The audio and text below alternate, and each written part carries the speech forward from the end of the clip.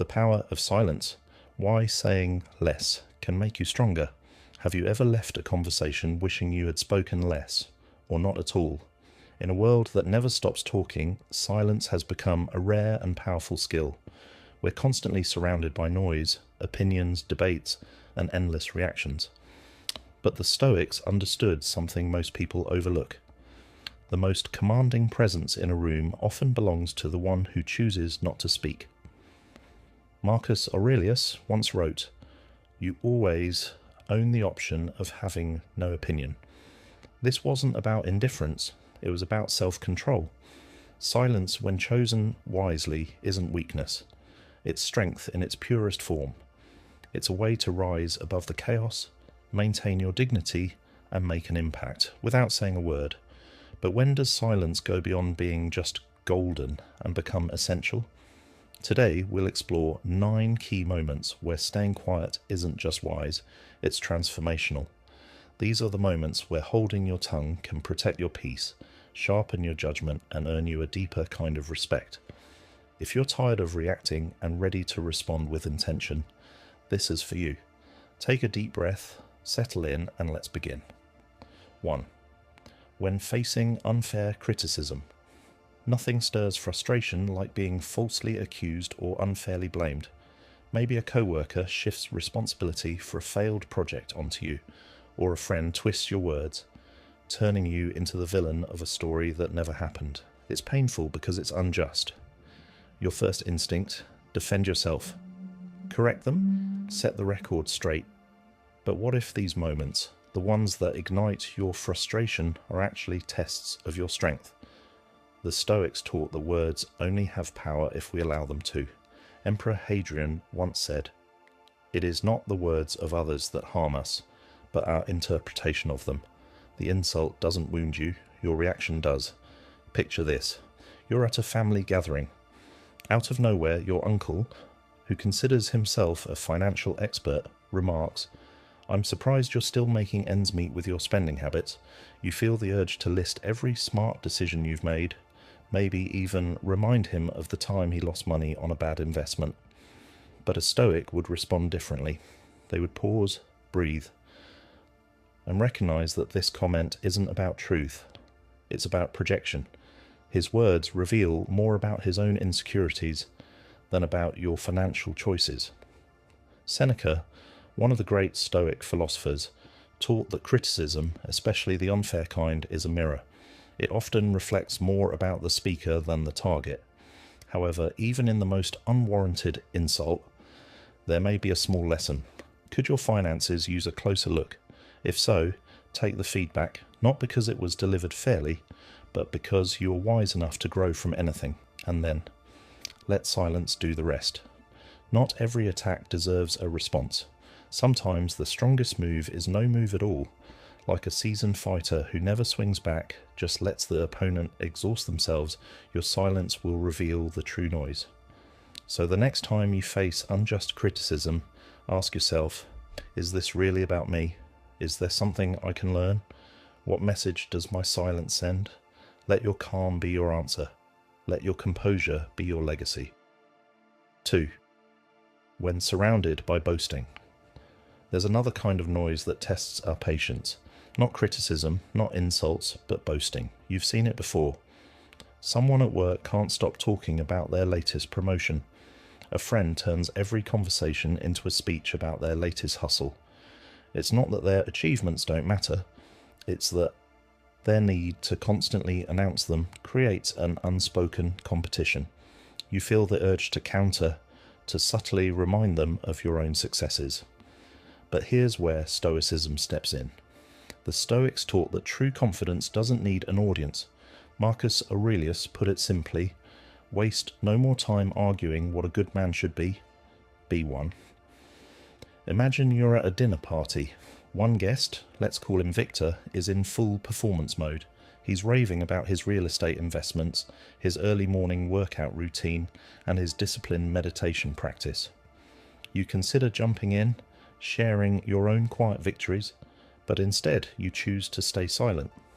Not because you're impressed, but because you don't need validation. That silence, rooted in self-assurance, sets you apart. It's not passive, it's powerful. Seneca reminds us that it is a great thing to know the season for speech and the season for silence. In moments of empty boasting, silence becomes your greatest strength. It signals that you measure your worth by something deeper than external recognition. Epictetus took it even further. If you want to improve, be content to be thought foolish and stupid. Why?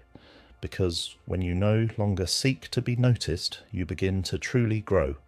So the next time you find yourself in a room full of self-congratulation, if this resonates with you, don't forget to like, subscribe, and turn on notifications so you never miss an update.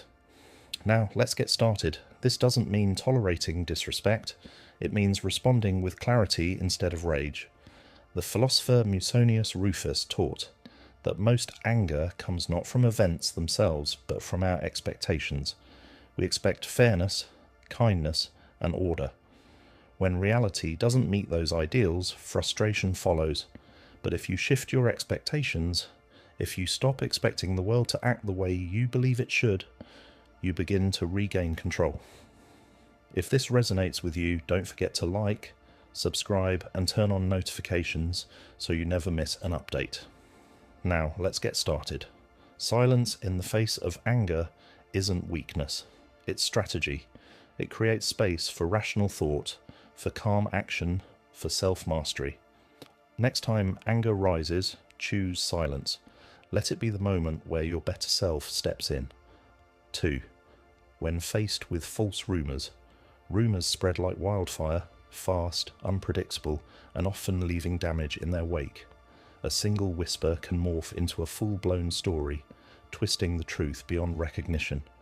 When you find yourself at the centre of a false narrative, the instinct to defend yourself is immediate. But here's the Stoic approach. Don't. Why? Because sometimes silence is the most powerful response.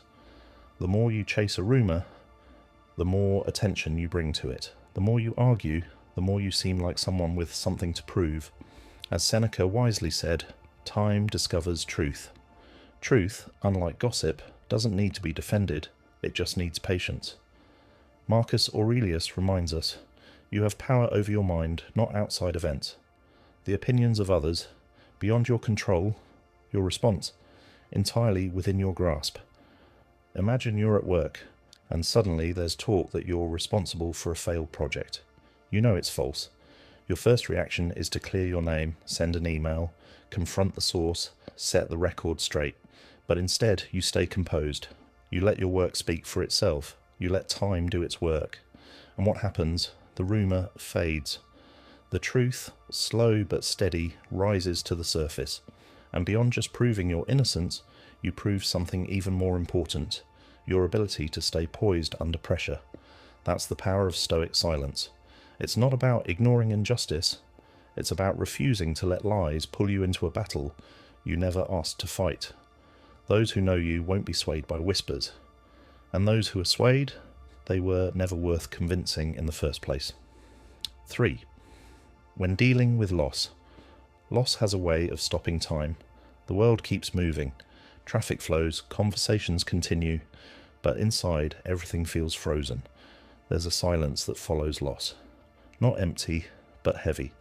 Many try to escape this silence, drowning it in distractions, noise, or numbing behaviours. But Stoicism offers a different path. It doesn't ask us to deny grief, but to face it, to transform it from something that breaks us into something that builds us. When we lose a loved one, a job, or a dream, our instinct is resistance. We replay the past, wrestle with what-ifs, and try to bargain with reality. But as Epictetus reminds us, it is not things that disturb us, but our judgments about them. We can't undo what has happened, but we can choose how we respond. Seneca once said, "The day we fear as our last is but the birthday of eternity." This perspective reframes loss, not as an ending, but as a transition. Silence in the face of loss isn't emptiness. It's a space to reflect, to feel, to heal. Grief isn't weakness, it's the price of deep connection. The pain we feel is a testament to how much something mattered. And that meaning doesn't disappear, it evolves. The Stoics believed that every hardship, no matter how painful, is an opportunity to return to what matters most: virtue, resilience, and gratitude. Even in sorrow, we can find strength. We honour what we've lost by choosing to live fully, by cherishing what remains, and by carrying forward the lessons we've learned. Loss will touch all of us, but how we meet it, that defines who we become. So when grief arrives, don't rush to silence it. Sit with it, breathe through it, let it carve depth into your soul, and when you're ready, move forward, not leaving behind what you lost, but carrying it with you as part of your journey. The power of saying less. In a world that rewards loudness, those who master silence hold a rare and powerful strength. We live in an era that encourages constant reaction, defending, arguing, proving, but true wisdom, true power, it belongs to those who know when to speak and when to remain silent. The next time you feel the urge to react, to defend yourself, to argue, to prove a point, pause. Ask yourself, is my response necessary? Will silence serve me better? What kind of power lies in saying nothing at all? Master the art of saying less. And walks. More often than not, you'll find that walking away unfazed is the greatest show of strength. Final thoughts. The quiet power of restraint. In a world that rewards loudness, those who master silence hold an unmatched strength. We live in an era that encourages constant reaction, defending, arguing, proving, but true wisdom, true power, belongs to those who know when to speak and when to remain silent. The next time you feel the urge to react, to defend yourself, to argue, to prove a point, pause. Ask yourself, is my response necessary? Will silence serve me better? What kind of power lies in saying nothing at all? Master the art of saying less, and watch as you become stronger, wiser, and more respected than ever before. The power of Stoic silence. How to win without fighting. In life, conflict is inevitable. People will judge you, criticize you, misunderstand you, and sometimes even attack you, verbally or otherwise. Whether it's a co-worker's passive-aggressive remark, a loved one's stinging criticism, or the thoughtless words of a stranger online, negativity finds its way into our lives. And in those moments, the natural instinct is to react, to fire back, to defend ourselves, to make sure the world knows we are not to be underestimated. But what if there was another way? What if the greatest power in these situations wasn't found in retaliation, but in restraint? The strength of silence. When someone lashes out at you, they expect a reaction. They want to see you flinch, get defensive, or lose your cool. Why? Because your reaction feeds their control over you. It validates their words and gives them a sense of power. But when you choose not to respond, when you let their words hang in the air, unanswered, you rob them of that victory. You take back control of the one thing that is always yours, your response. Eleanor Roosevelt, a woman who faced relentless criticism throughout her public life, once said, "No one can make you feel inferior without your consent." That is Stoicism in action. Not weakness, not retreat, but quiet, unshakable self-respect. This principle isn't just for philosophers, world leaders, or public figures. It's for you. Think about the last time someone's words got under your skin. Maybe it was a sarcastic comment from a co-worker, a judgmental remark from a family member, a stranger online who said something unnecessary and cruel. Now ask yourself, did reacting help? Did it solve anything, or did it only make the situation worse? More often than not, reacting in the heat of the moment only escalates things. Even if you win the argument, you might lose something greater. Your inner peace, your dignity, or your reputation. The next time someone tries to provoke you, try this instead. Breathe. Let their words pass through you like wind through an open window. They are only words, empty sounds in the air, powerless unless you choose to give them weight. You don't have to defend yourself. You don't have to explain. You don't even have to respond, because silence, when rooted in confidence, becomes its own statement. A world of noise, why silence is a superpower. We live in an age of constant noise.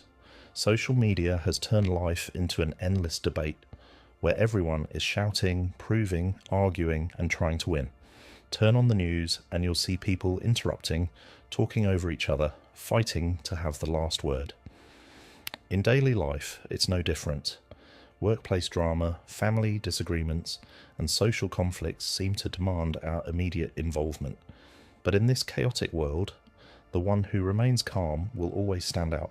The person who doesn't take the bait, who doesn't argue over every misunderstanding, who doesn't let words shake them, that person possesses a rare and undeniable strength. The Stoics understood this well. They knew that power isn't about controlling others, it's about controlling yourself. When you react emotionally to criticism, rumours, or insults, you're handing over your peace to someone else. You are saying, your words have the power to dictate my emotions. But when you remain composed, when you allow negativity to roll off you without effect, you are showing true mastery over yourself. And that kind of mastery, it's rare, it's valuable, and it's powerful.